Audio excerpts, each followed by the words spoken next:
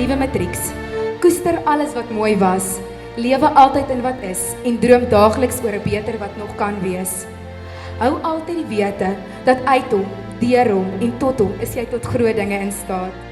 Ons staan vandag nader aan 'n bladsy omblaai om te begin skryf aan 'n nuwe hoofstuk. So laat jou pen deur God gelei word, vul jou bladsye met interessante karakters en wees altyd iets wat die moeite werd sal wees om te lees.